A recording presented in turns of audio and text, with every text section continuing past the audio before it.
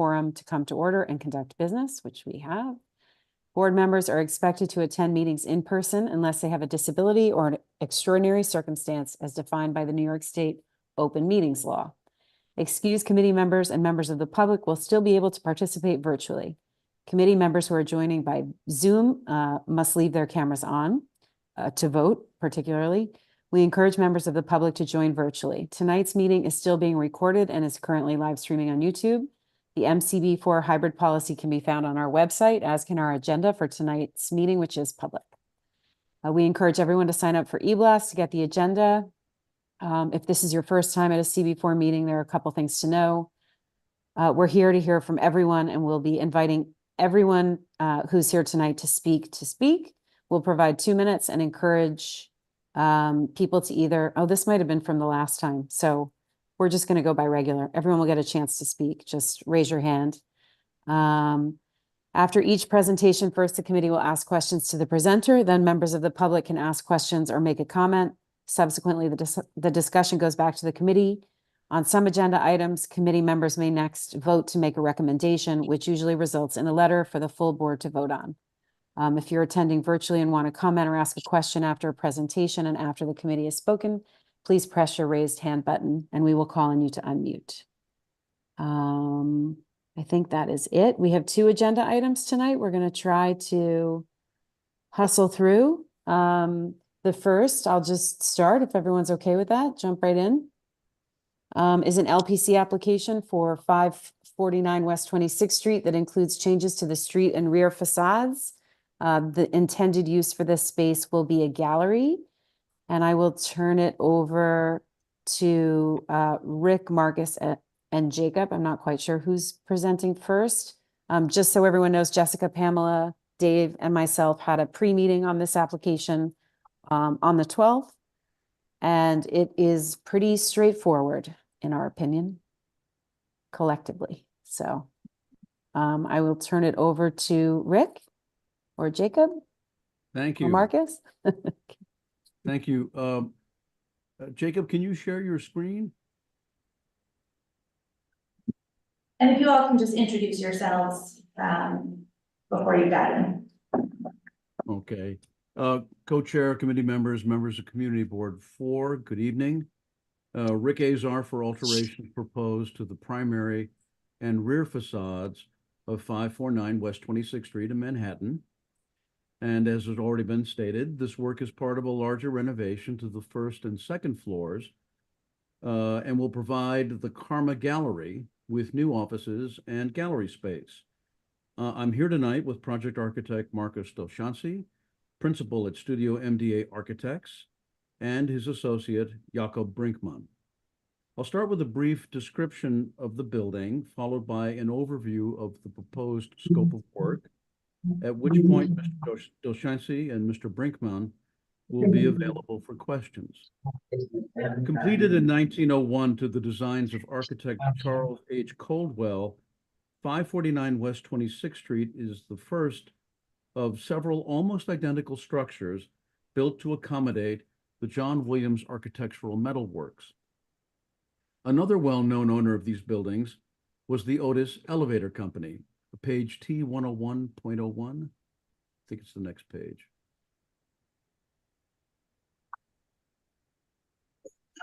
The building is a 6-story brick structure with limestone details and arched windows. At the left is the 1940 tax photo. We can see at the first floor the location of 4 original vehicle bays. The 2 at the right altered. One bay is bricked in and supporting an exhaust louver. The other bay altered to allow for wider vehicles. At the right is a contemporary photo.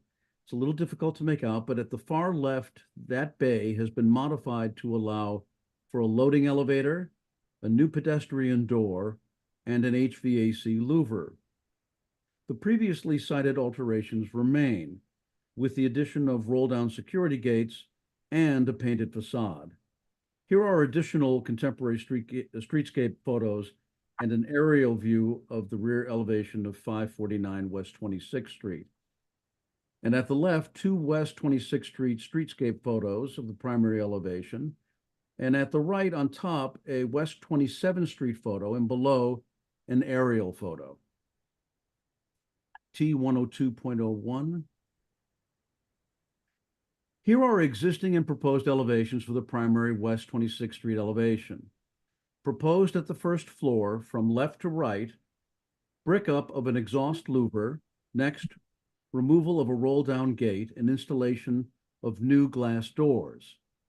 Next at the right, removal of brick infill and an exhaust louver with an installation of new glass doors. And at the last bay, removal of a roll-down gate and modifying the height of the opening to match the height of the other two openings and the installation of new glass doors. At an existing fire escape, the drop-down ladder will be changed from a horizontal to a vertical orientation. The first and second floors will be power washed with a low-pressure water wash to remove paint. Page T 102.02. Yes, thank you. Here are existing and proposed renderings. We can see the proposed new doors in context of a cleaned brick facade, the altered masonry openings to accommodate the new glass doors. And at the left is 542 West 27th Street, one of the remaining Charles H. Coldwell buildings, and this will give us an idea of what the cleaned first two floors will look like. T103.01. T103, one more. Yes. This is the rear north elevation of 549 West 26th Street. Proposed at the first floor are changes to the configuration of 4 existing first floor windows, changing the current 3 light windows to single pane fixed windows with translucent glazing.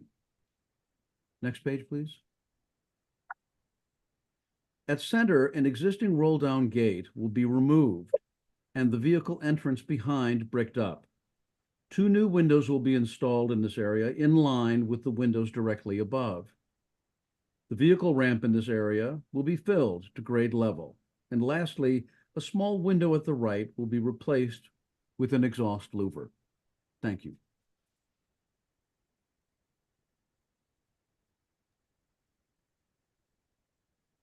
Great. Is that the whole application?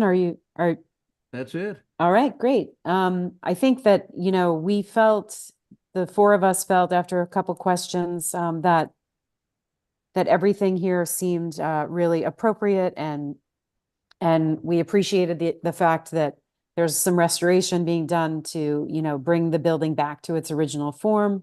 So with that, if anyone has any questions, I can't really see the room. So maybe Jessica, if anyone has any questions. Sure, Dave has his hand up, so we'll start there. Rick, the exhaust louver, the 26th Street facade, does that have historic brick underneath it down to the sidewalk level? No, it's, I mean, if we talk about historic in terms of 50 or 60 years, perhaps, but it's not original to the construction of the building, no. It's something Okay. that we think showed up there in the 30s.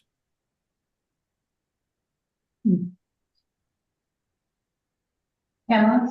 Yeah, hi, Rick. It's Pamela Wolf. One thing that we discussed in our earlier meeting was, I know it's out of your purview really, but was the fact that since you are removing the paint up to the top of the second floor and it exposes a very, very interesting rhinestone configuration above the arched windows, the same thing is going to be true all the way up the building, and it would look stunning to get rid of all the paint. I know you said that you're not involved with that because it's tornado and it's kind of beyond you, but have you approached them with maybe yes. to make a deal about that? Oh, Tell yeah, us yeah, what there is. I'm sorry. Go ahead.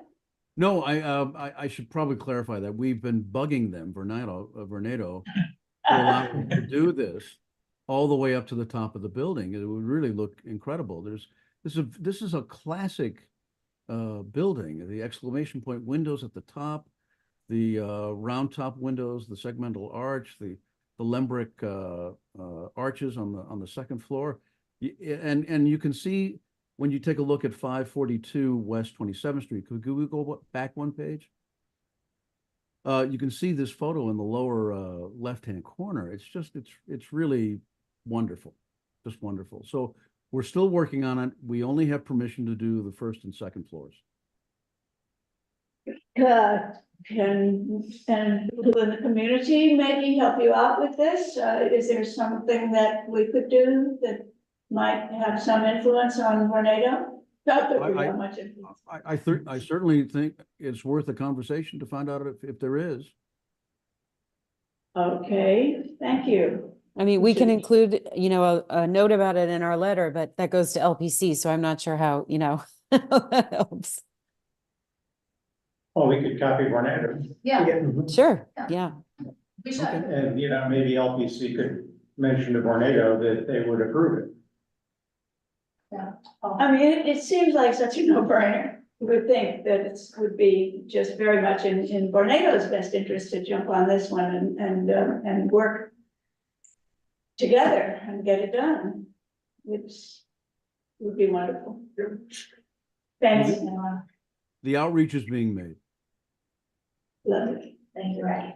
Can I just ask, what is it they're actually applying for? What's the technical application? So I didn't see it in the material. It's like, is it? Rick, do you wanna reiterate what you need LPC approval on? It's just helpful to have it in our letter. I'm sorry, I lost the last part of that.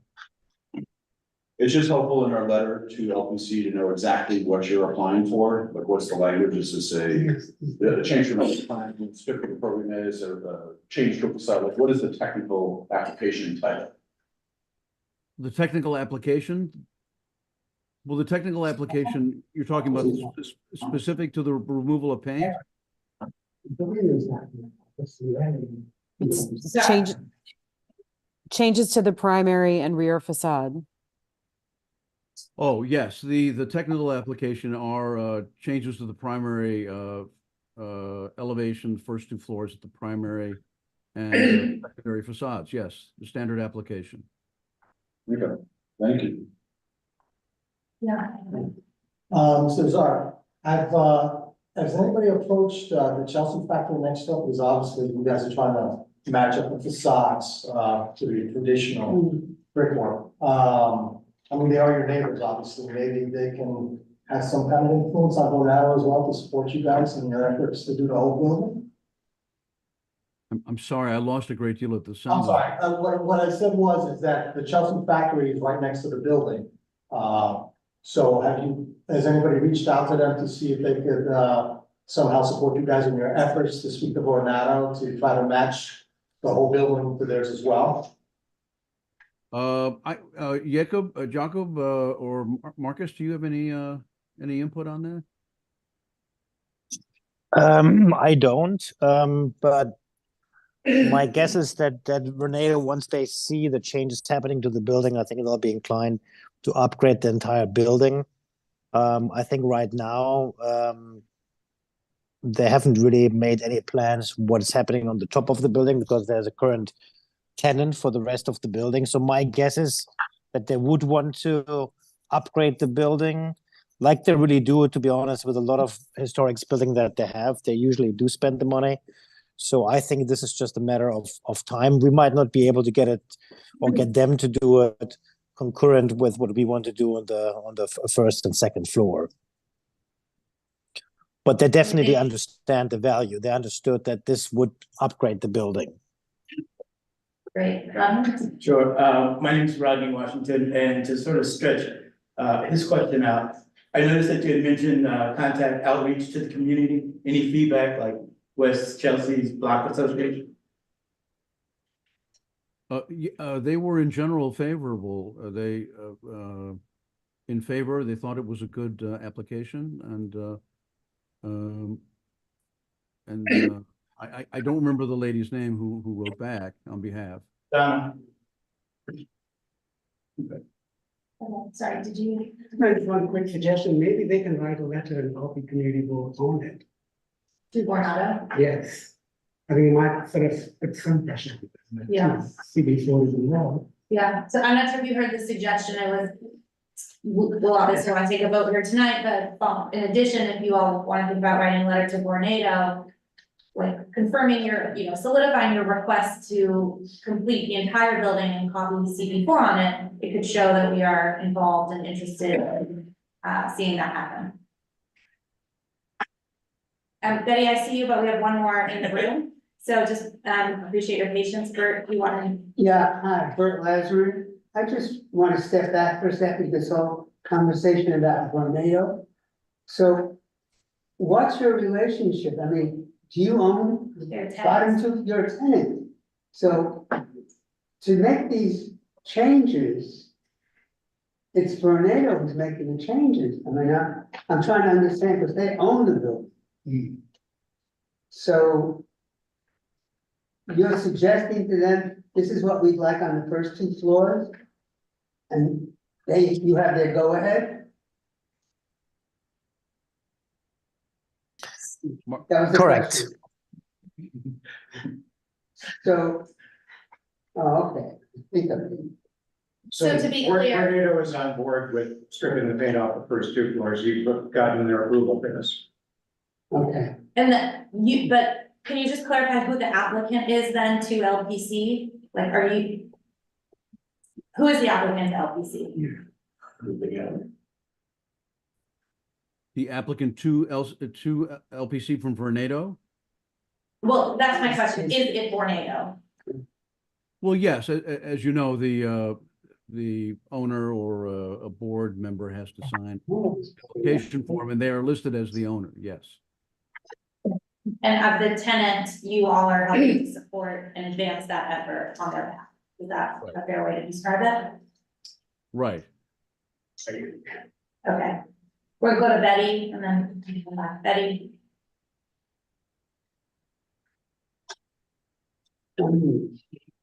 I'm doing it. Got it. Couple of questions. I love the look of the old building that's on the left in this slide. And I guess I'm hoping that we can put something in our letter that would, I think it's been said before, bring back those nice little eyebrows that are on the upper floors.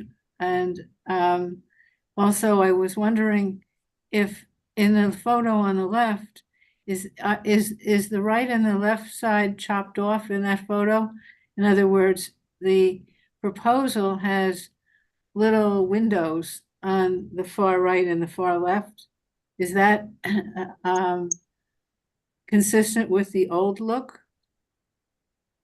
The building on the left is a different address if I'm. Yeah, that's correct. Oh, yeah. So it's a different building. Oh, I'm And I sorry. think they just gave it as an example of a sister building to which this would be, aspired to be restored to. Is that fair? Yes. Oh, okay, No, Betty, it's just a reference photo. I misunderstood that. And in the actual building, I know this isn't really your part of the building, but the upper part where it looks like somebody put white shades over half of the windows, what is going on there? Those are arched windows, not unlike the photo at the left. But since we're not involved in that area and we wanted to highlight what we were doing on the lower floor, there's less detail in that area. Okay. I just want, it makes the building look odd. And then the other thing is, you don't show any trees in front of this building? No, no, we don't show any trees. Are there any trees existing in front of the building? Actually, I don't think that there are. Well, There's only one tree existing in front of the Chelsea factory, in front of, like next to the big gate to the right, but not in front of our immediate building. well, I guess it's a little bit out of your scope, but it would be nice if we could have 1 or 2 trees in front of the building. See the nice little tree in front of the one that's similar on the left? We'll look into them. Just my 2 cents on that one. But anyway, I like what you're doing. Thank you. Thank you, Betty. Has anyone who's not spoken have anything? No? Okay, please. Yeah, just, to fill people in, we had, a meeting last week. Pamela and Jessica and Harry and I with the architects, one of the things that what Jesse had put in the Dropbox as part of the project was work on skylights that actually are concealed in these renderings behind a little pointed top, to the right of the building, right next to Chelsea Factory. And the Dropbox included, plan and reflected ceiling plan views of those skylights, which I think are original to the building, and several of them will be replaced with a new modern skylight. And we engaged in a discussion, and we're told that Landmarks actually pulled those out for a separate staff level approval, which means that they don't go before the public hearing, and we don't get to weigh in on them, which doesn't seem right to me, especially when all of the work is going, to a public hearing. What does it save the applicant by making just that part of it under staff purview? I think our concerns were satisfied, at least to my satisfaction, with the architects as to why they weren't keeping a few of those historic skylights. They're completely deteriorated. They aren't visible from the sidewalk, but it would have been nice for the Landmarks Commission to not exclude us from the discussion of them. So what I'd like to do is make a motion to draft a letter to the Landmarks Commission approving this proposal. And one thing that's of a bit of concern to me is that some historic fabric will be lost at that rightmost large opening where the window head gets raised. Some bricks, historic bricks, will be removed. What I'd like to include in the letter is a recommendation to Landmarks that those bricks be carefully removed, preserved, and saved on site for possible future work. At some point in the future, maybe that right-hand side of that opening that's kind of askew from the rest could get built back. Or there may be other places on the building where it would be useful to reincorporate some of those historic bricks. And I'd also like to, mention in our letter to Landmarks, the fact that we would not in the future like to be excluded by virtue of that as part of a project that's going before a public hearing, taken up and put into a staff review. Thank you, David. Do we have a second? Second. We have a second. Okay. Now we got the discussion. I just want to add one more thing that can we add to the resolution that Vornado should be advised to the whole building. They are the owners. And if they can sign off on the application, they should consider the whole building. Yeah. Jessica, I just want to mention real quick that we didn't go to the community, so we might just want to make sure there's no one who wants to speak on this before we take the vote. I don't think I saw anyone's hand up, but I'm having a hard time now seeing. Would you them guys, now. would you mind taking down the presentation? That way we can see the room. Thank you. Aha, there you are. Do we need a special letter to Vornado, separate from this? Well, let's first take, I don't see anyone hand up on the public, so, all in favor of this motion? Great. Great, I'm gonna start back to our lead here. Very on there we go. All again, anyone against? Present not eligible? Abstaining? Terrific. Second. I was in favor. You missed me. Thanks, Mike. Thank you, Mike. Okay. Thank you, Mike. Betty got you, thank you. Okay, I think we can do an admin letter to Vornado. I don't know that we need to have a vote on that, just recommending that the entire building. You should copy them too. Yeah, we should copy that. We can copy them, but I think we should make, because in this letter, we're not specifically saying, and it'd really be great if you did the whole building from there. So I think we should have something focused directly on that. Sure. I think we can get it there. What's the definition of an admin letter in school? Is that? It doesn't have to go to the full board, yeah. Okay. And I want to be sure that David's comments about saving back the historic fabric. That was the motion that we voted on, so that's in there. Okay, Includes the bricks. I think we should do that with every one of these Yeah, smart. things because it gets lost. We're not a demo crew, and have a container and they're gone. Yeah. Okay, I don't know, Carrie, I don't know if you want to close out this and, or does that feel awkward? I can just, thanks for coming. And Jacob, Rick, Marcus, thank you, and we'll look forward, this letter will go, when is your hearing with LPC? After the night, Tonight. Okay, I don't know if you knew that, but okay, we will work on getting, this will go to our full board, next month, and we will get a letter out. Your letter with your meeting with LPC cannot be tonight. The 9th. The ninth, the ninth. the ninth, not tonight, yeah. Yeah, after full board, you right? Yeah. Fine, okay, that we can have a letter, our meeting is on the 3rd, we'll get our letter out, we will be voted on the 3rd, and we'll be sure that it is issued to them in advance. Great, thank you guys. Right, thank you so much. Thank you. Thank you. Bye-bye. Okay, so the second item on our agenda, I want to know if we have some guests who have joined us, thank you, is really an update. I know we changed this on the agenda from a presentation to just a committee update on NYCHA. Just a little reminder for folks, especially people online who might be joining us, is that both Chelsea Land Use and Housing, Health and Human Services are taking up this is a complicated project with a lot of implications, of course, to the residents, to the community, et cetera. And so both committees are working on this issue and attempting to take on the relevant pieces that are, germane to their work. Unfortunately, last week, the housing meeting, HHHS, had to be canceled because there was an illness. And the expectation was that meeting was gonna discuss tenant rights, which are of course paramount. That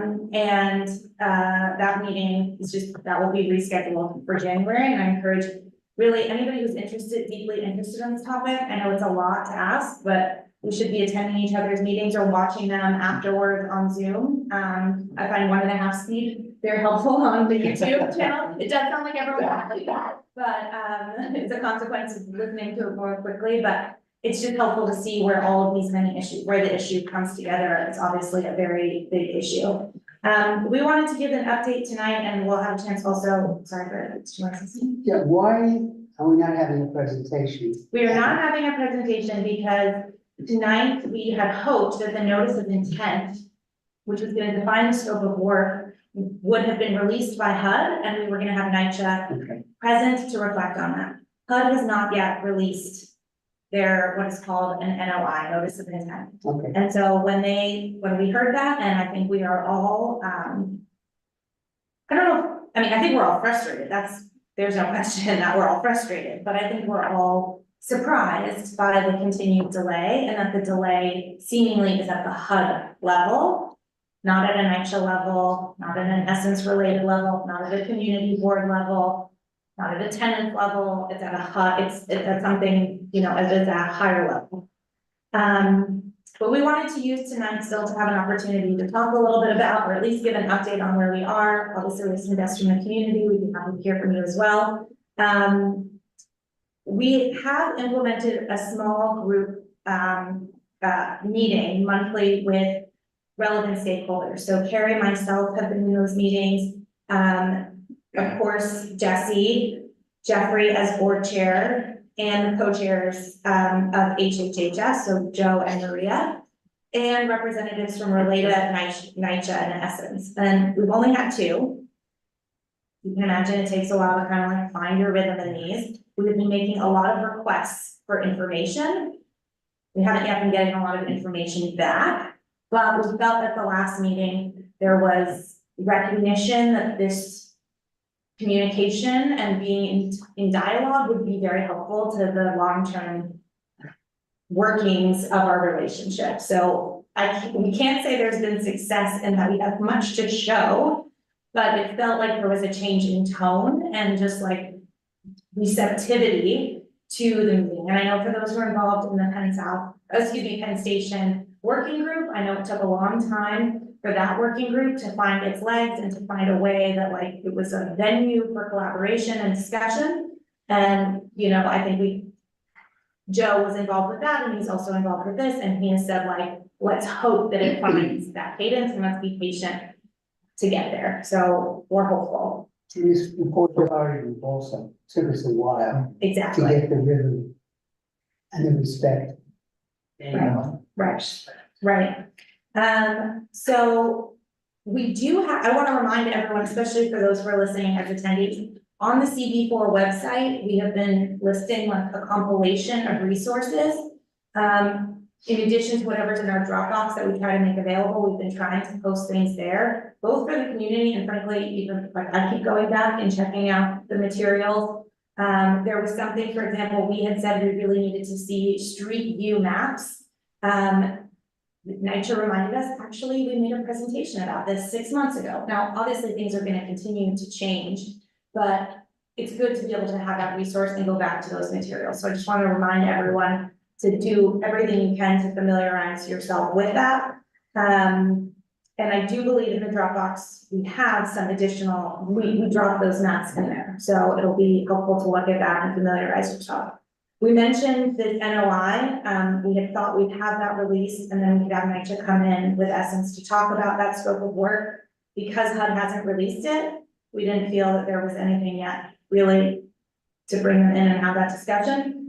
Hopeful that this will be a January discussion, but we thought it was going to be a December discussion, obviously. I think people thought it was going to be a November discussion. And when we think about this and how long we've been talking about it outside of the working group just these last few months, I think we have to acknowledge, like, we're not trying to delay, but there are delays clearly happening outside of us, and this is going to be a long process. This is much more of a marathon. I think some of us felt like this was a sprint when the summer announcement came. And it seems like, you know, the process is just that. It's going to be a process and it's going to take a while. Again, I'm not saying that to suggest that we should move slowly, but rather we should just anticipate that this is not all happening immediately. We did have 2 other meetings. Mike is here, and just one sec. That group of folks that I mentioned, Carrie, myself, the chairs of Hell's Kitchen, of HHHF, we did meet with folks who represent the NYCHA Tenants Association to hear their concerns. That's Darlene and Miguel. Really interesting to just hear. They're wanting our support, they want our review, they want our insight. They too are frustrated. Frankly, they're exhausted. Darlene said, like, just the number of meetings that she has to go to better understand and then explain. She said, you know, she's gonna talk to every person in her building, but like, it's exhausting and information changes, and she feels a lot of pressure to, you know, she only wants she doesn't want to mislead anybody, but as information changes, how difficult that is. And so it really was quite, I don't know, emotional almost to hear just how difficult it is to be in this leadership role at this time, and trying to feel so up to speed on what is a very complex and changing dynamic.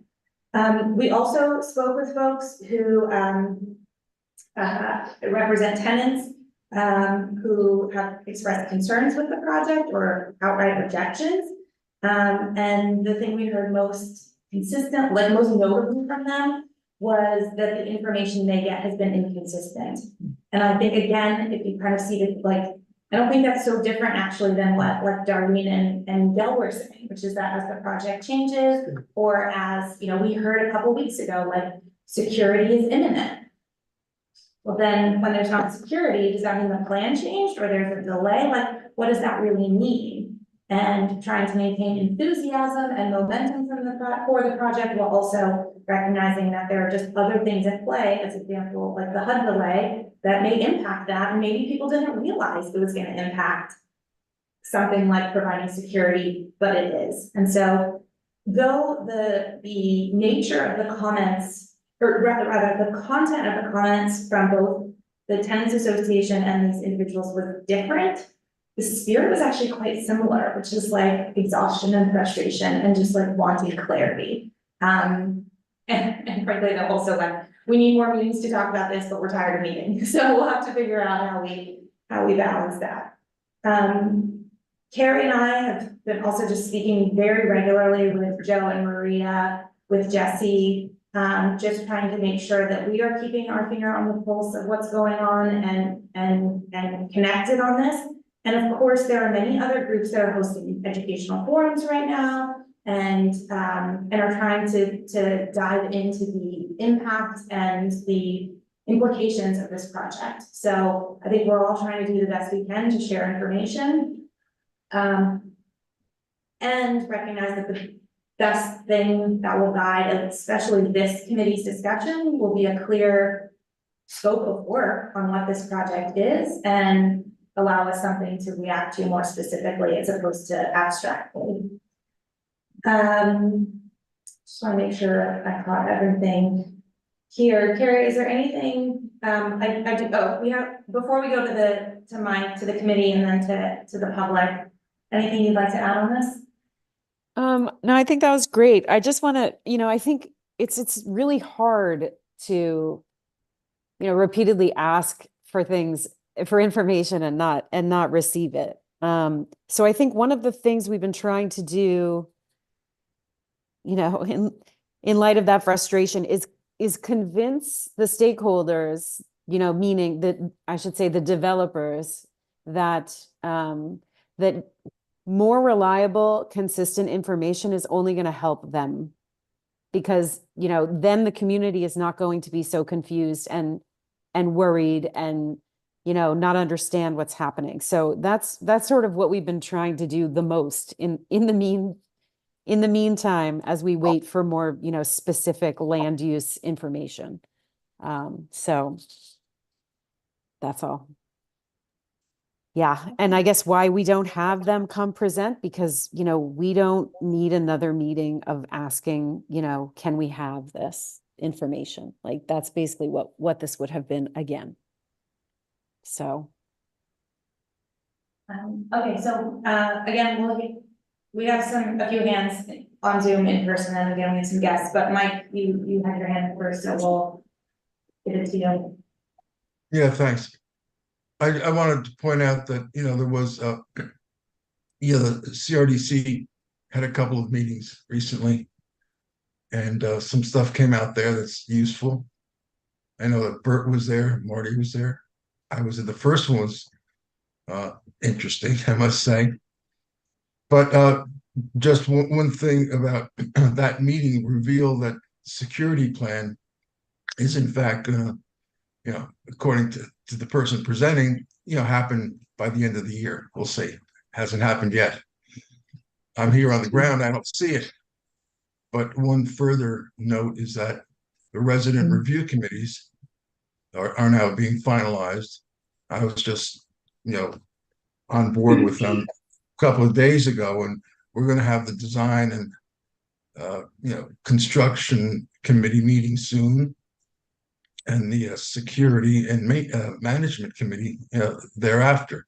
So they're happening within a month or so, and the committee members are being selected right now. I'm on it, obviously, and some other new people might be on it. So that's something new, and we'll keep you posted.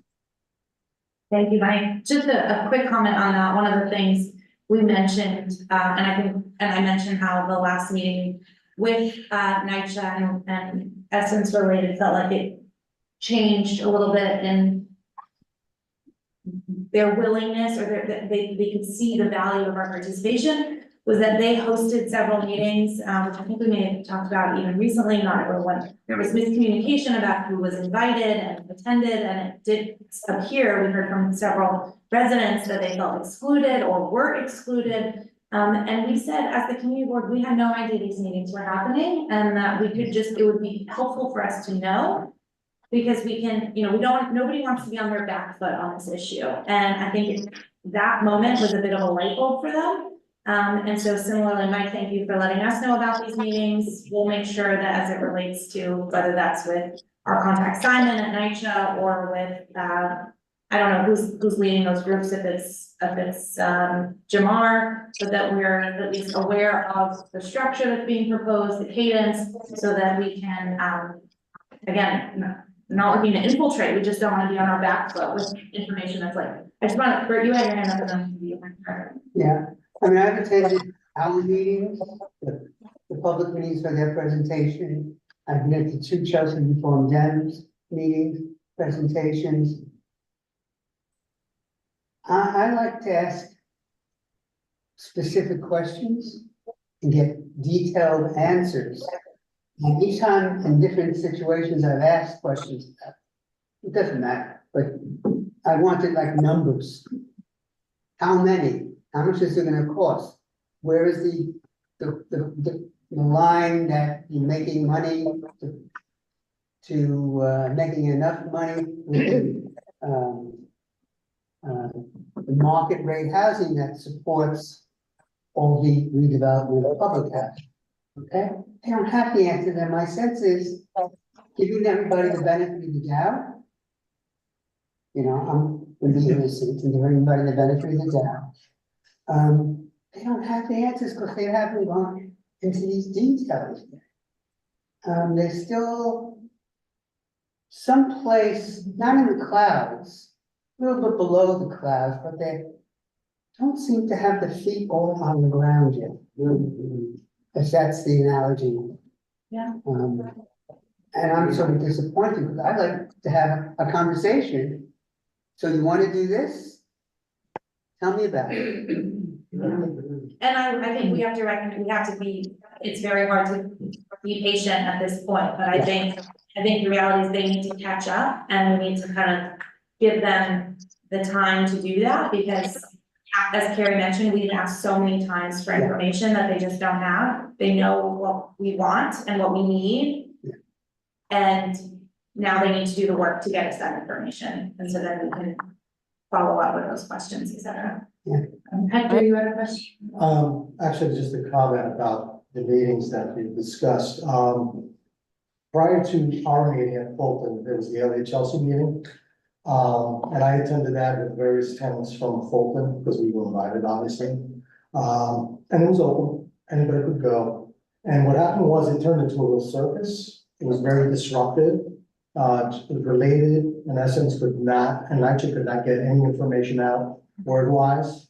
It was constantly yelling, the police had to be called to escort a few people out, obviously, because it got that out of control. So, and it was very frustrating. An hour-and-a-half meeting turned into like 3 hours. And it was just, a lot of tenants were very frustrated and walked away more confused than when they went in. And this really bothers a lot of people to go to these meetings and not, you know, they're fearful because it's sometimes they actually turn a little borderline violent. Okay, so the following week, when we had our meeting at Fulton, we decided that this would be just with Fulton residents only. Okay, so the information could be disseminated to everybody, and the questions were answered, and a lot of the tenants walked away feeling more comfortable about it. There was no disruption there. Tenants who lived at Fulton were allowed into the meetings, while other folks who had no business being there, who were not even involved with the meeting, were not allowed in because we were afraid of disruption again. Okay, had LHLC done something similar, maybe, no, I know for a fact the meeting would have gone a lot better. Okay, so that's the explanation for that. Yeah. The only exclusion was everybody who was involved with that particular project for our community, they were more than welcome to come. Yeah. Okay, and if they were invited, well, they were let in. I don't know what the situation was that, or who invited them, but, and I don't think we should, I appreciate the clarification. I don't think we should belabor it. I think more about also to the extent folks this is overwhelming to think about how to plan this through, how to be prepared. That there are folks around this table who have been through very difficult, I'm not gonna include myself in that necessarily, but very difficult conversations and creating space to say, how do we best prepare for this? What is our goal? How do we wanna manage this? And how do we make sure that everyone who's invested in this gets the opportunity to hear the information and respond. Honestly, the board has also struggled to create an environment where everybody can do that. But I think hearing about it after the fact and then a game of he said, she said doesn't help anyone when the board is trying to help facilitate this. I know there are a lot of hands. I think we should just go around the room since everyone wants to speak on this, and then we'll go to Zoom after, and then we'll go to our guests. So.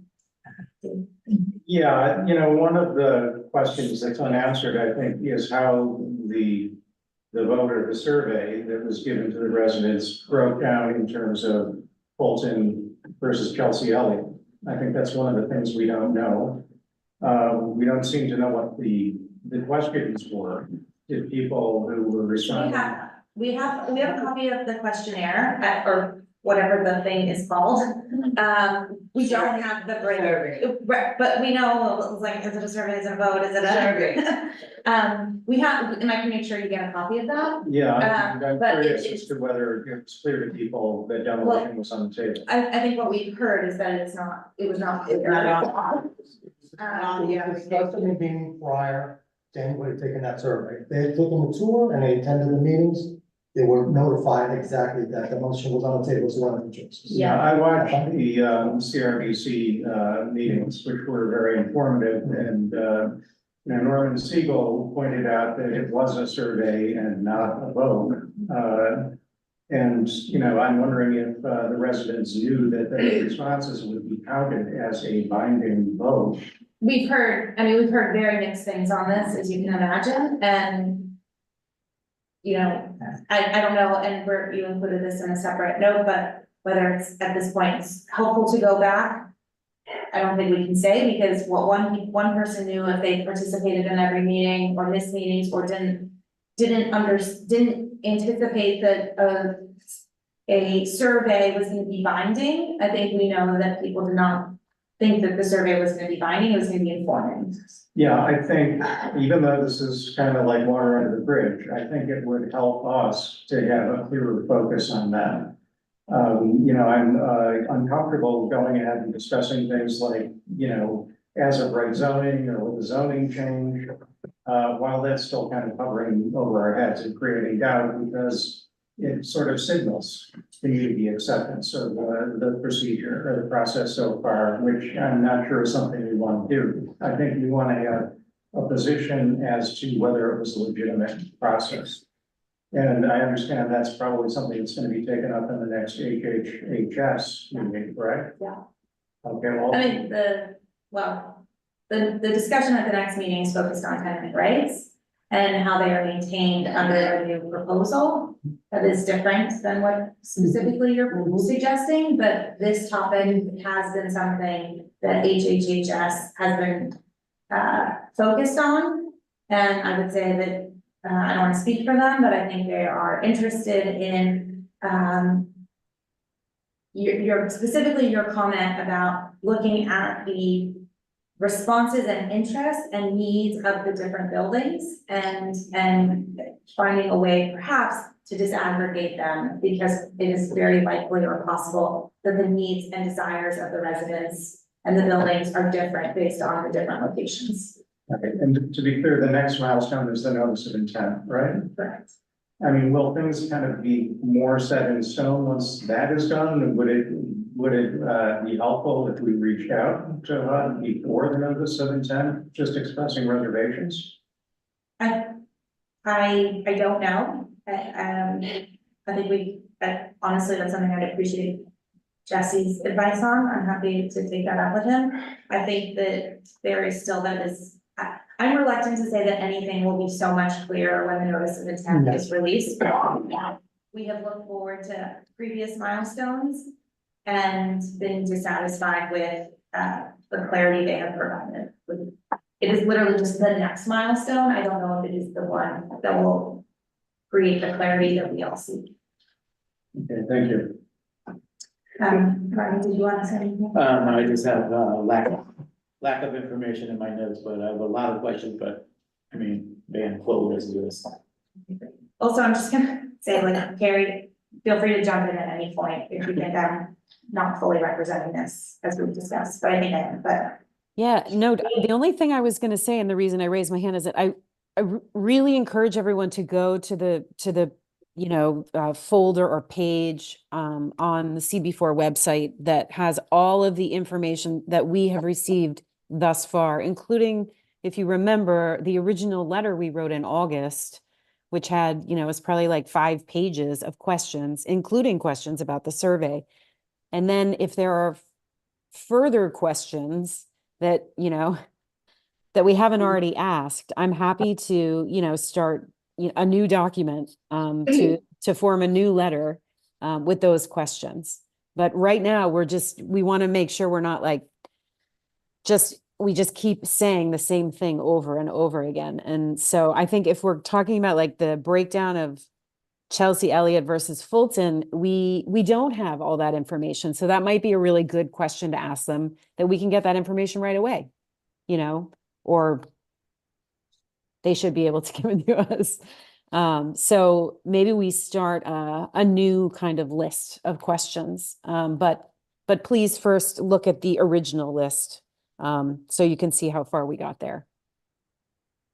Thanks, Thank Carrie. you. We'll pick it back up in the room here, and you wanna ask? No, just very quickly, I don't want to repeat what David just said. I think those questions still remain. I think the clarification between board and survey must be made, because it is absolutely problematic. I have heard before, and trust me, that question is going to come up. So you can really require signatures before they release anything. If that's not provided, HUD will prolong it forever. That has happened. I've actually done a project for Oak 6 in Brooklyn Prospect Plaza. It took them 7 years before anything moved. So I'm not trying to sort of terrorize anyone, but the point is that they didn't want this information, because anything happening in New York City, public housing project building coming down is international news, not national news. And that's going to have a lot of attention at home. So I think, as a community board, we can take whatever position you like, but ultimately, federal properties, federal land, it's not a city-owned project. This question will have to be answered from us. And I think as a CB4, as a community here, we should know what is it? Is it a vote? Is it a survey? And how can survey become binding? I don't quite understand at all. It was a And- survey for sure. Right, but the numbers that are being thrown around, that you have 57% of the votes, and people say 30% of the vote. I think we should have the clarity. I'm not saying that it's wrong or right. Yeah. Whatever that might be, we should know, so we can take a position knowing the number. But okay, X number of folks living in Chelsea Elliott or Fulton have expressed this intent. I think that's the only question I have. I mean, there are other questions that will come through. The other questions that will come through, that's we already asked them when they presented. We had a bunch of questions. I don't know what the response to that has been, or whether they actually resubmitted the presentation or not. That's the second question. Yeah. They did respond to some of our questions. I think they're on the website. I don't know that we received any new drawings other than the street view, which is not revised. It's just based on what was sent.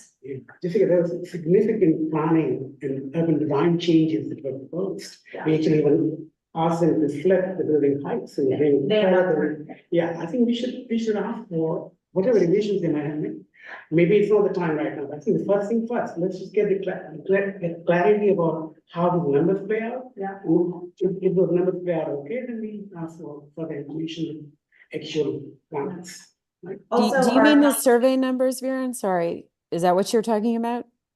The numbers in terms of whether it's survey or Yeah. voting. And if it is So voting, we're just going to call it a survey because that's what it was. So they did represent the numbers of the survey as they were. They are correct. It just somehow seemed like a more of a majority than I think everybody's starting to realize that it was. And Yeah, there is some question about, heads of household versus outreach, and HHHS is definitely digging into that. So we should be able to get more information, from what they find. We've been really trying to stick to land use and sort of splitting it up by what our responsibilities are as a committee versus their responsibilities, but still working really closely together. Yes, can I Just gonna finish. very quickly. Committee and then we'll go to the public. Sorry, very quickly, I mean, with all due respect for the process, but the committee cannot take a position on anything if the plan is not clear. Yeah, And voting agreed. is- Yes, so I mean, to say that, okay, we're just going to vote on land use, but if the plan is something that is problematic, then how can we take a position and say, oh, we love the land use plan, and we're Which- going to approve? I think we all totally agree, and which is why, again, like, maybe describing it as a marathon isn't enough. It's like that marathon when you pass the baton to the next, a relay. Yeah. Because, well, that sounds way more fun. Because I think each of our committees does have some expertise and some, and also just some scope, like the relevant scope of the committee. And maybe Chelsea Land Use can't take a position until those, really fundamental issues are resolved by that committee, also our board, and, then brought back. So I think the timing and the work does need to be sequenced. Unfortunately, right now, we're all working in the dark, trying to fumble to see which is why they've taken on tenants' rights, because it feels like something that we can be more proactive about, regardless of what the proposal says. But there's not much right now from the proposal that we can hang our hat on. Let's keep going, Gregory. I just wanted to ask, you referenced the conversation with, I guess, with Related Essence and NYCHA. You referenced that in the last meeting that you had, there was some more receptivity to the conversation, and you highlighted a light bulb moment. I'm just curious if there's any more that can be said about what those entities are sort of experiencing in relation to the community board. In other words, it seems to me you're putting on the table a reasonable effort to get questions answered so that you can be responsible, we all can be responsible to the community. Is there specific resistance that's being articulated, or is it just they're punting for the sake of punting? No, I actually think, and Karen, I'm curious what you want to add to this. I think NYCHA is completely and entirely overwhelmed. And I think the issues of today on these campuses, on these buildings, we've heard about security, we've heard about pest control, we've heard about lighting, we've heard about violence, we've heard about drug use, and they're trying to manage that and look beyond, and it's like, that analogy that's so often used of changing the cars while the wheel is in motion, except this impacts 3,500 people. And I think they are not particularly experienced in something like this as it relates to both renovation, external developer, a lot of community input, of course. And yeah, I think they're overwhelmed. And so yeah, go ahead. Sorry, I would agree. I think they're overwhelmed. I do think though that there are some main areas that are, I'll just give them the benefit of the doubt and say unintentionally still very opaque. Like the RFP process, how we went from, the NYCHA working groups RFP to a completely new, demolition plan with nothing in between. I think that there are some really big questions around that. I think there are questions around the survey and just the methodology, which they should be able to answer, frankly. And I personally have been asking since the second I saw this plan for more information on the mixed income housing, the buildings that are going to be going up, and we have nothing on that, like literally nothing. So there are some things that are concerning. Separate question, thank you. Separate question would be, has this committee historically, forgive me for not knowing all the background, taken a position and or advocated, focused on, I suspect it has, I just don't know, in support of the needs of residents, again, outside of this particular endeavor, meaning there's been nothing during the course of conversations, but the complexities and challenges of living in the development and concerns about the welfare of residents. So I'm just wondering how we're weighing in on that. I mean, housing, Health and Human Services has absolutely written letters talking about what is considered, they refer to it as the meanwhile plan. And the recommendation has been to change that language to an interim renovation or interim concerns plan. And the last we did meet with NYCHA and Related Essence, they talked about their ability to deliver on that plan. It does seem that they're very committed to doing that, including extermination, repairs, and security. Those are like the three big buckets. It does seem that they may have underestimated their ability, or maybe misunderstood their ability to implement that plan before HUD issues the notice of intent. And so that does still remain a bit opaque, I would say. But it does seem that something is keeping them from being able to deliver those services on a campus that was mentioned to be, you know, federal, city, has a lot of jurisdiction over it. And they can't just walk in there and say, like, now we provide security. Like, it's just like legally not possible unless there's an appropriate contract or MOU or something in place to allow that. And that's not yet in place. Yeah. So, but that committee, I think, is the right committee to continue to push on those issues. Keep going, and I'm mindful of time, but, yeah, Emma. Well, and the risk of sounding totally naive, having heard so much about the mistrust there is in this vote, survey, this whole thing, has anyone ever considered just tossing it out and going back to scratch and starting all over again with the tenants having the opportunity? At this point, they've all got to have figured out what they will be being asked and how they feel about it. Has that Has been thoughts brought ever up. come I up? would say the biggest question is what is scratch? Scratch is back Well, to. some people would say go back to the working group, that's scratch. Because I demolition would was, say go back to the leaders of those two housing places and tell them that they need to go back to their tenants and start over with a brand new document that says vote at the top of it. That's the word on it, that's where it came from. right.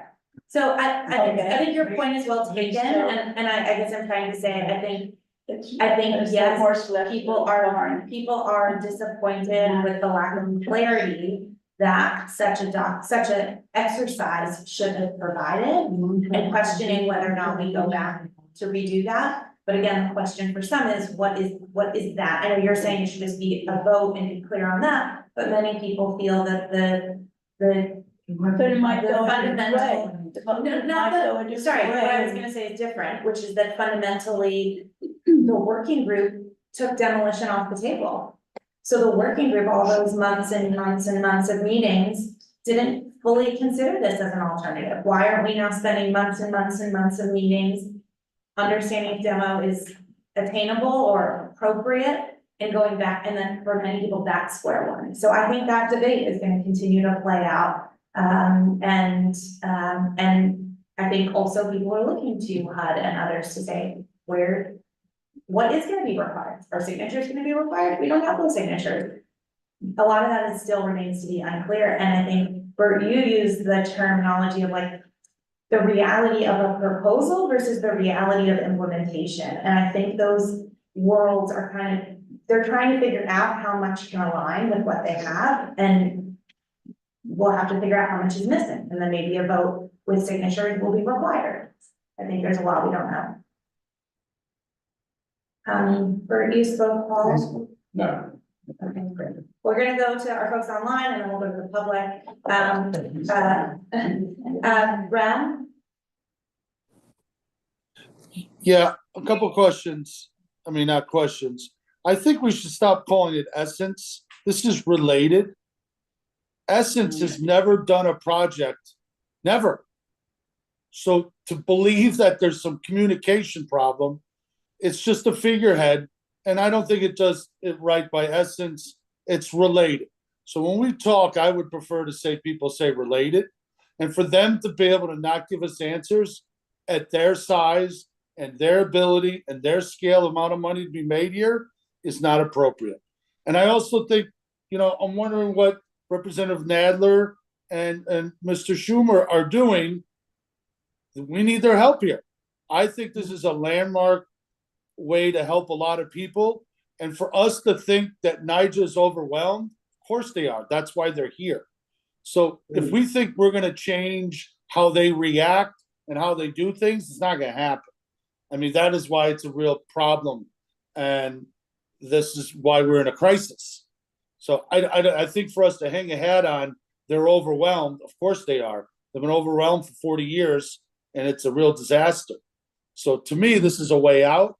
I think you put it a great way. RFP to detail is where we're at right now. And that takes a little time. But I think we should focus on right now, the security and the maintenance that can be done that Related said they would do. And if our representatives can help bridge that gap, to your point, what is that legal problem, and see if we can solve this. You know, a short-term maintenance agreement is signed to them. Is it a union problem? Like what is it? Because I think we can overcome, because this development's going to take a little while. So, you know, maybe we just focus on this one problem with our electives to get over this legal hurdle. But I don't want to hear Essence anymore. It's a two-person company that's never done a development. So it's Related. Yeah, thank you, Brad. Thank you. And then I think we'll bring back the idea of, we know that Nadler has expressed its support for the project. More importantly, he's expressed his support for the tenants, and I think going and figuring out where his office and Schumer's office is in this immediate moment, is a good one. We'll pick that up. Marty? I just wanted to say one more thing. Is their representatives, they should have been at this meeting, especially not without in person. Where is their local rep? They should be on all these meetings. When this topic is happening, his representatives need to be here for both of them. Where are they? I'm here. I don't get it. I'm out of town. I don't get it. It's not acceptable. Thank you, Brad. It's a good point. Marty?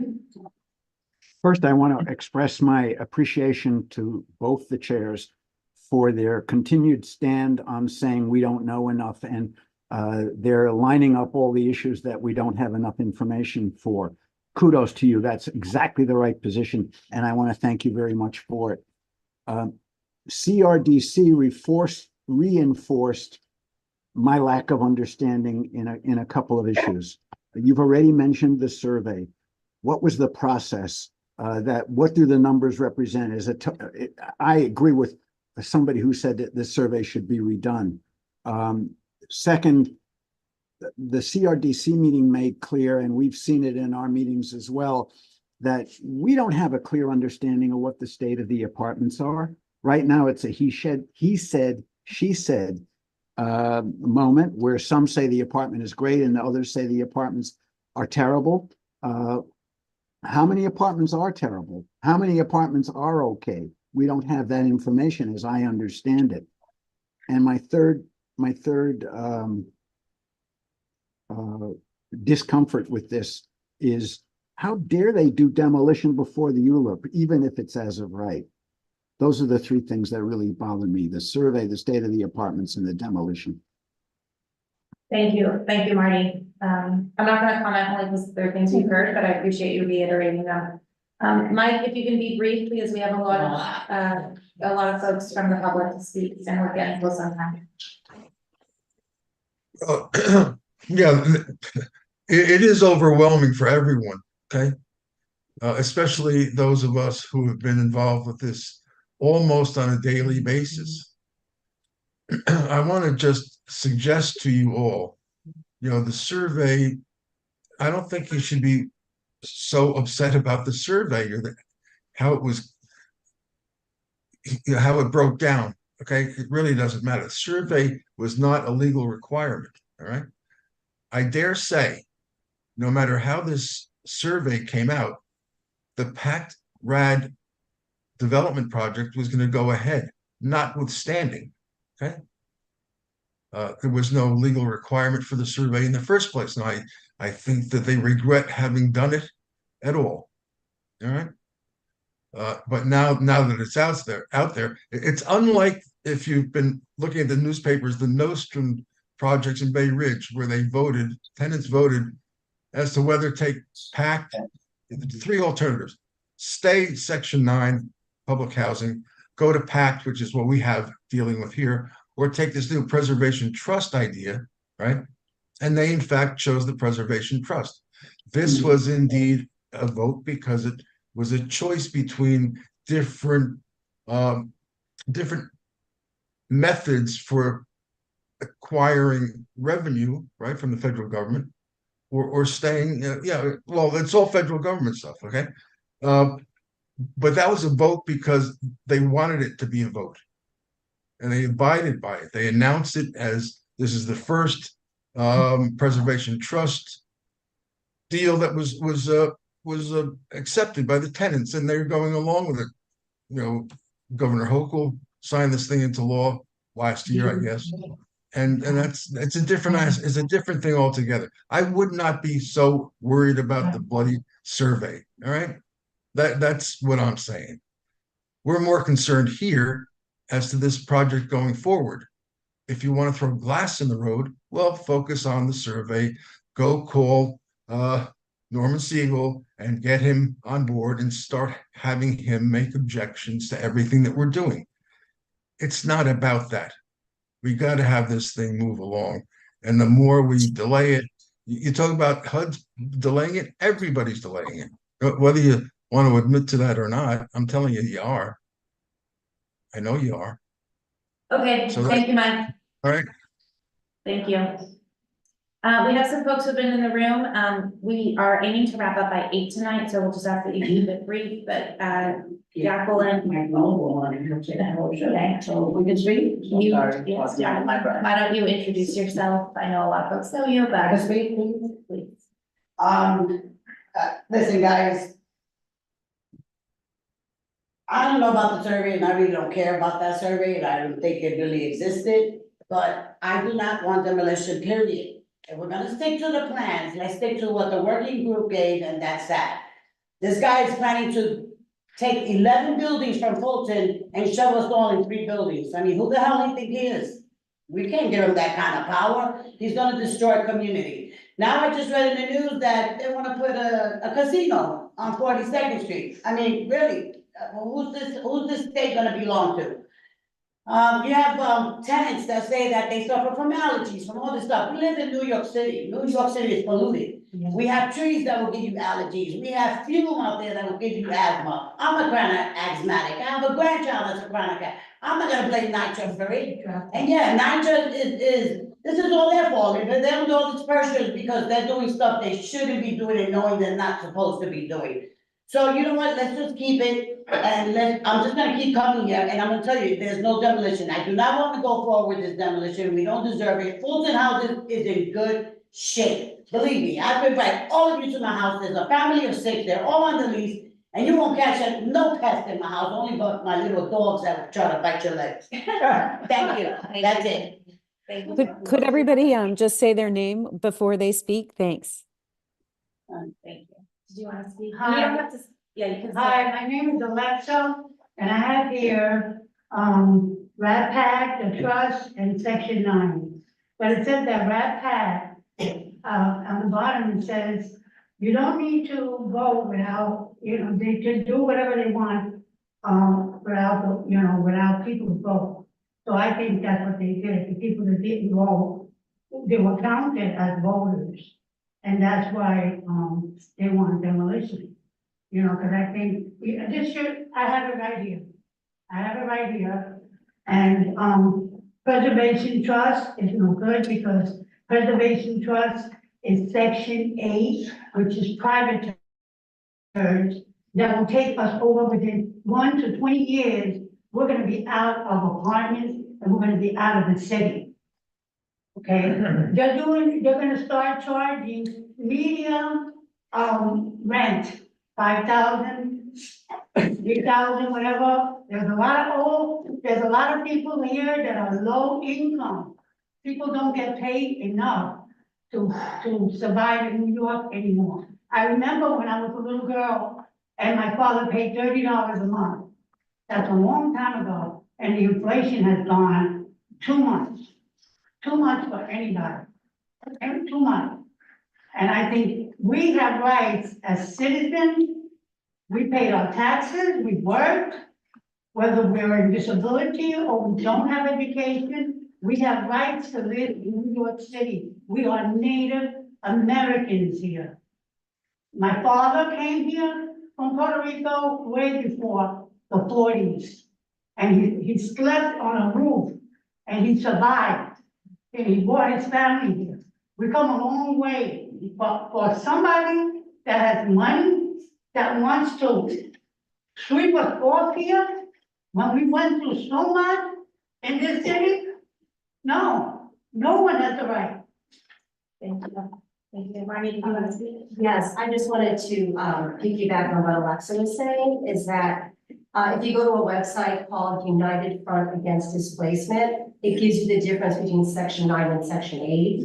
And what they say is that when a building converts to Section 8, the developer doesn't have to renew the subsidy. So, you know, in 5, 10 years, 15 years, there's no obligation. So then there's no subsidy. So then they can kick the tenants out. So that's what actually she's referring to. But the website is a United Front Against Displacement. And they give you, like, you know, you guys have seen it. They give you a sheet that says the difference between Section 8 and Section 9. And I think that's really helpful because a lot of this stuff is really difficult to understand. But the other thing I just wanted to say, you guys might have seen it, but it's Raising Liberty Square. It's a new documentary. And it's like what happened. We actually just started, I just wanted you to know, we are working on arranging, this is a documentary about a displacement, a project that happened in South Florida that Related was involved in, and we are working on a screening so that we're not hosting it, but we are working on facilitating a screening so that everybody. Make sure they don't put no porn on in that screen. All right, good night. Sorry to interrupt. Good night.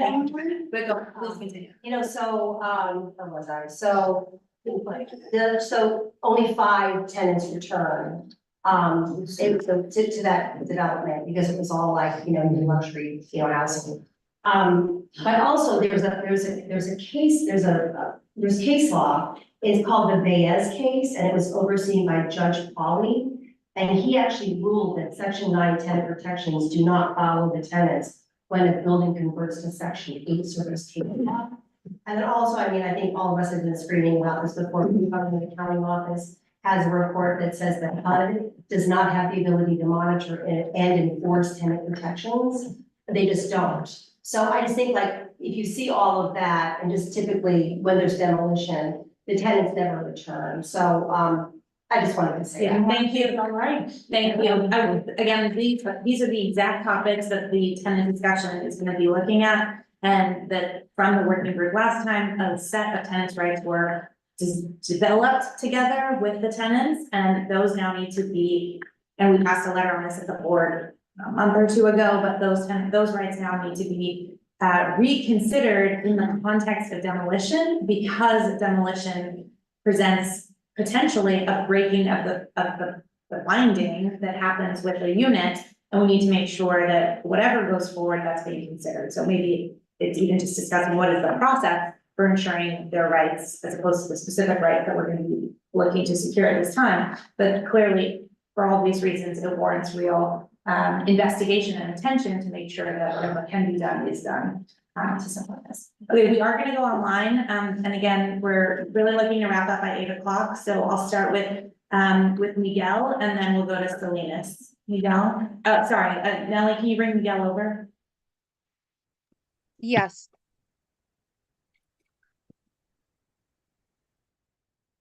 And then we'll do Salinas followed by Renee.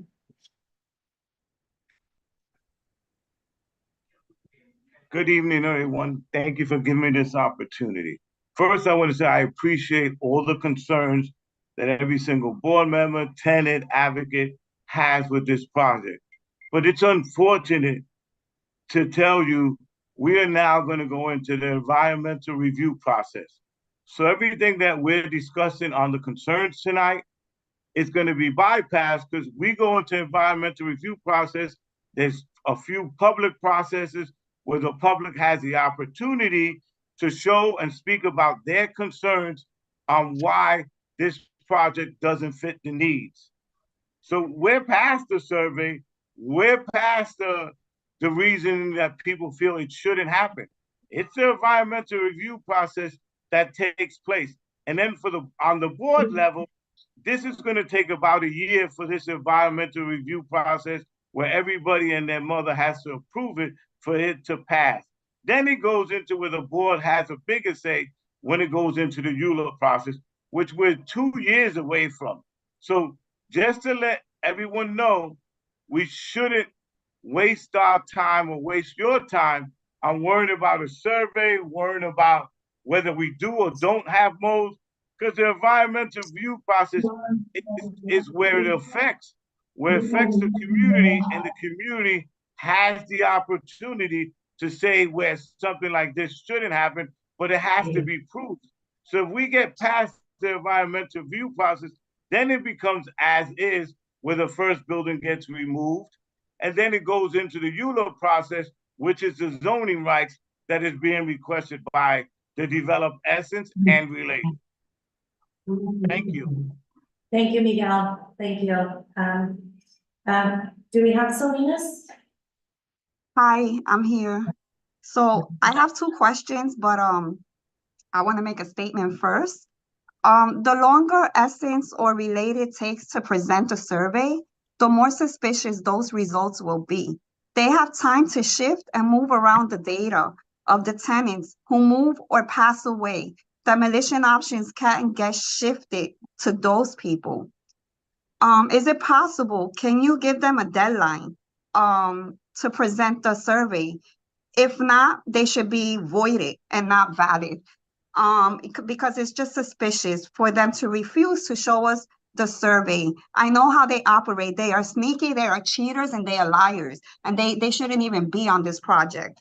The other question is, how come Danielle Sherrod from HUD is not requesting and demanding to see the survey? It's crucial. We must see it. It's a must. And we should not redo survey.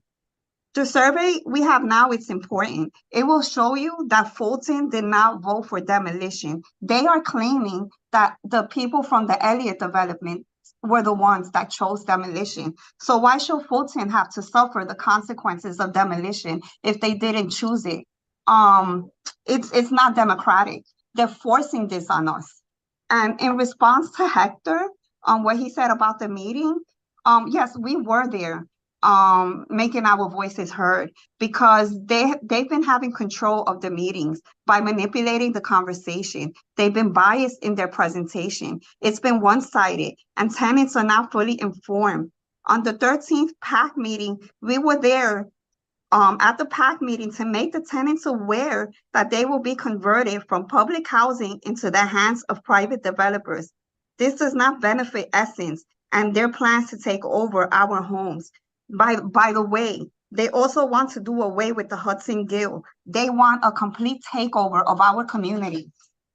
And one more comment regarding the environmental review process. If they approve it, it means that our buildings are not toxic and health hazard as they're claiming.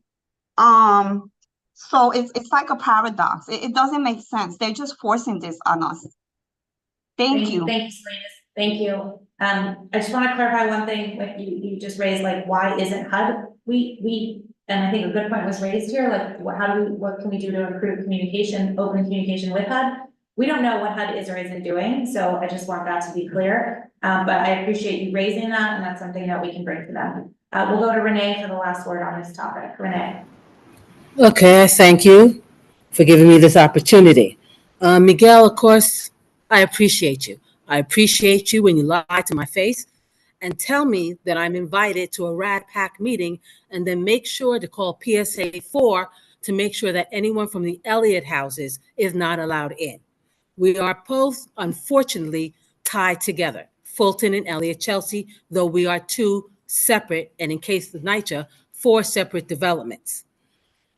You say we don't need to discuss the survey. The reason we're discussing the survey is they're using it to sanction the demolition of our homes. Therefore, you need to discuss the survey. When it says new construction with rezoning, targeted 5-year construction timeline, New construction with existing zoning targets 6 to 8 year construction timeline, or rehabilitation of existing units. I'm sure you did not hear the word demolition. If you need a copy of the survey, I will be very glad to send it to you. That's what it says. The word demolition has not been used. And we can, and it's not removed, Miguel, it's demolished. This is our home. This is our community. We may not be the color of the day, but we have been here for quite some time. Thank you. Thank you, Renee. Okay, thank you all. Obviously, this is a meaty, substantive topic, and we're going to take a vote on it. Thank you for sticking that through. We do have one final update we wanted to give. For those who know, we did Clinton Health Kitchen held a meeting and a vote last week, and we're going to ask Paul to present one related to the city of Yes. Not last week. Not last week. Several weeks. It's several weeks ago. City of Yes Economic Opportunity, we did a joint meeting, and we compiled all the questions from everybody and sent them to DCP. They have responded with those answers. It's in the Dropbox. So if you had a question at that meeting, go through that letter and find your question and read your answer and see if it's satisfactory to you. You don't have to read all 6 pages, but you can certainly try to find the ones that you're interested in. The Hell's Kitchen Land Uses meeting again on January 10th. Everyone here is invited, but we're not doing a formal joint meeting to address those issues and come up with a position and send a letter. It would go to full board at the end of January. And then they've sort of extended our comment period for us, so we'll have time to get through all of it. But the City of Yes Economic Opportunity, please go in Dropbox, read the answers that DCP sent us, and then send your comments or come to the meeting on the 10th so that we can incorporate your thoughts. Thank you, Paul. I'm sorry. All of our meetings. All of our meetings. Okay, with that, just a quick last announcement. This is my last year meeting as co-chair of Kelsey Landing.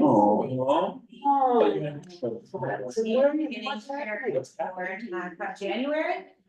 So I, thank you for bringing the training that you did, and for being patient as I learned a lot with all of you, from all of you. There's a lot of land use I didn't know, and my brain still breaks on some of it, so thank you. And we will be looking hopefully by the next meeting to have a new chair who will join Carrie in this effort. I want to also just thank Carrie, who has been co-chair extraordinaire. She's really incredible, and I think we are all lucky to work with her and have her as an advocate for the issues. So with that,